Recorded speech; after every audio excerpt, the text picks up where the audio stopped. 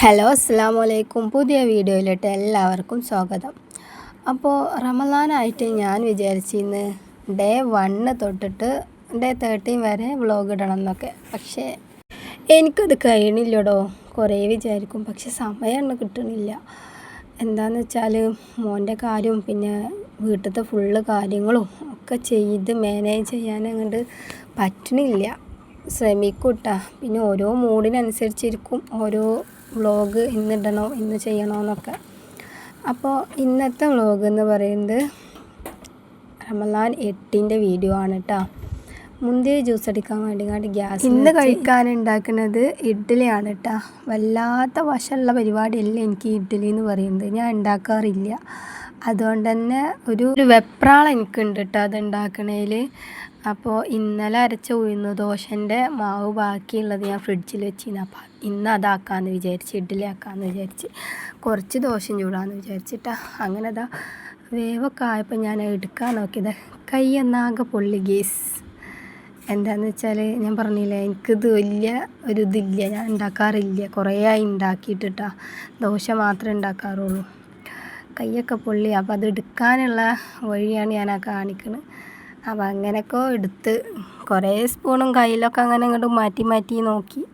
Last ഒരു സ്പൂണിൻ്റെ bag വാഷം കൊണ്ട് എടുത്തിട്ടാണ് ഇതിലേക്ക് സെറ്റായി വന്നിട്ട് ഞാൻ ഒരൊറ്റ വട്ടം ഉണ്ടാക്കിയിട്ടുള്ളൂ. അതായത് 2 തട്ട്. പിന്നെ അങ്ങോട്ട് ദോശ തന്നെ ആക്കി.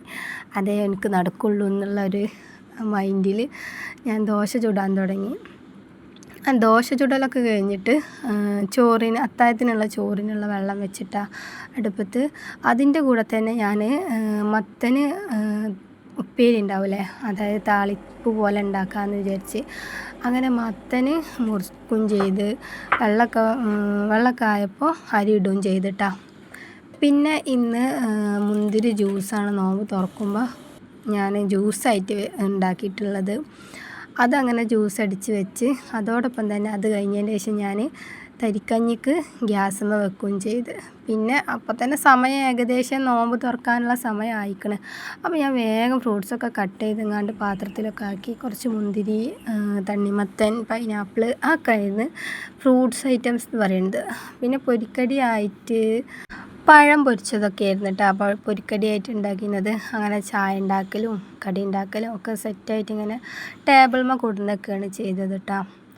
അത് കഴിഞ്ഞതിന് ശേഷം പിന്നെ ഞാൻ ചെയ്ത പണിയെന്ന് വെച്ചാൽ മത്തന് താളിക്കുകയാണ് ചെയ്തത്. അത് അടുപ്പത്തിട്ടിട്ട് ചോറ് ഊറ്റൽ കഴിഞ്ഞതിന് ശേഷമാണ് വെച്ചത്. അങ്ങനെ നോമ്പൊക്കെ തുറന്ന്